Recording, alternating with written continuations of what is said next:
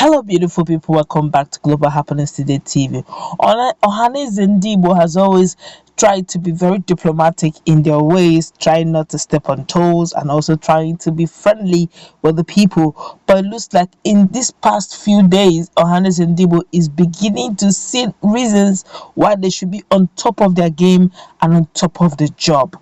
Well, before we go to the news report to find out why Ohaneze Ndigbo again is blowing hot over what is going on, and they're calling out people, calling out names, rather calling out sayings behind the whole insecurity. But like you subscribe to our channel by clicking on the red subscribe button beside it, you will see a bell notification icon.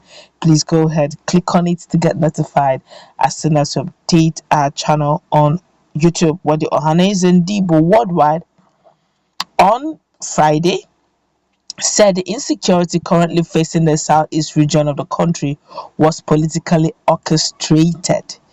The president of Ohaneze Ndigbo, George Obiozo, disclosed this to newsmen in Owerri as part of his Christmas message to the southeast and Nigerians at large. He warned that those behind it would not succeed in using it to deny the Southeast from producing the next president of Nigeria come 2023. The president of Ohaneze Ndigbo said the Nigerian president of Igbo extraction will be a signal of healing and uniting the nation. According to Ohaneze Ndigbo, consequently, Ndigbo, we are confronted with anger or envy, hostility, and violence at any given crisis in Nigeria and even outside Nigeria.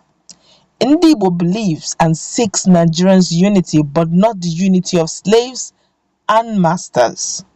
We seek peace, but not a piece of the grapevine, or rather the graveyard. That's deep. We seek justice because we know that throughout history, those denied justice have no interest in peace. Today, Nigerian president of Igbo extraction is imperative and an idea whose time has come. Our history and political reality in our country make it a national necessity that is anchored on equality, justice, and fairness. He continued, Nigerian president of Igbo extraction is politically justifiable and morally defensible. It is a signal of healing and uniting the nation. In 1999, to heal the nation yielded the presidency to the Southwest. On the issue of insecurity, he said, insecurity in Southeast is politically orchestrated to achieve a desired political objective and also a deceive and divide and divert the attention of the people of the Southeast and the rest of Nigeria. Insecurity is a poisoned arrow deliberately fired on the Southeast. We in Ohaneze Ndigbo says categorically that the architects of this mischievous scheme have failed woefully. Insecurity will not be an excuse to deny the presidency of Nigeria to the Southeast in 2023. Insecurity, as you know, is everywhere in the country and a serious national problem. Nigeria is not new to crisis and conflict. The only good thing about it is that the country has had a magic solution to it. Okay, what got my attention was this saying he made, where he said Ndigbo believes and seeks Nigerians' unity, but not the unity of slaves and masters. There's another one he made that caught my attention. He said, we seek peace, but not a piece of the graveyard.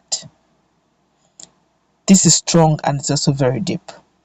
In other words, if you understand a contextual meaning or coded terms, it's literally saying, look, much as we are looking for peace, they don't want their sons to be going down in their numbers. They want peace, but not the one that they will counting their sons in the graves or their daughters in the grave. They also want peace. They want to be united in Nigeria, but they do not want to be slaves in a partnership project called Nigeria, where when they say three major tribes that came at the tripod major tribes that came together to form Nigeria, Ndigbo was one of them, or rather Igbos were one of them, which is the Yorubas, the Hausas, and the Igbos. There was no Fulani in the Hausa.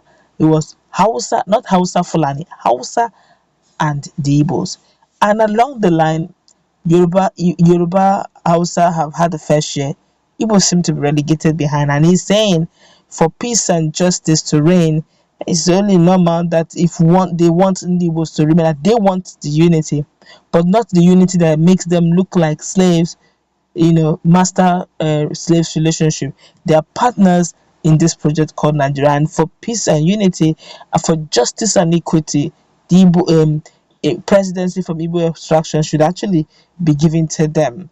And he's saying that all of a sudden, the Igbos or Southeast has been known to be quite peaceful. You will agree with me that as at 2020, as at 2019, 2018, all these UGM and all sorts were not seen or heard in Southeast. But it just looks like all of a sudden 2021, it just came from nowhere. If there's any place that has been enjoying a lot of peace, it has actually been Southeast. But all of a sudden things changed. And he's saying, look, that these are actually orchestrated by envious elements, those who do not want them to get the 2023 election. That's more political than security wise. They wanted to look as if they can't take charge of their region. How much more coming to take charge of the country? And he's saying that whoever did this, or those who thought they did, but they will fail woefully because they're in charge. But they're also saying this, that much as they, want peace and unity, that one of the major reasons, without them really saying those words, but their words are strong, we see young men and women agitating from the southeast, is simply because they feel marginalized. They feel, yes, they're part of the country, but they can't feel themselves in the country.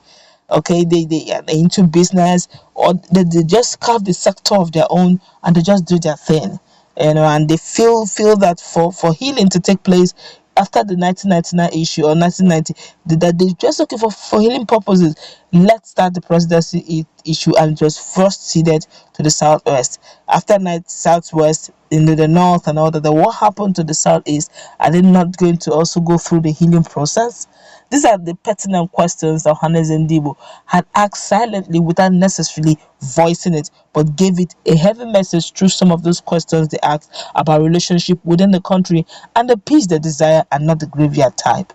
Of course, Nigerians have reacted to it very strongly. Some persons say, whatever go be will be. 2023 should come already, so we know if this will go on or remain in one, if Nigeria will still remain in one. This one here is saying very quickly, Nnamdi Kanu is being used by outside forces to destabilize Igbo land politically, economically, and culturally, religiously as well. That is why they are moving against both traditional rulers and religious rulers. Okay, that's we're going to wrap it up. Let's meet in our comment section. What's your take? Do have it.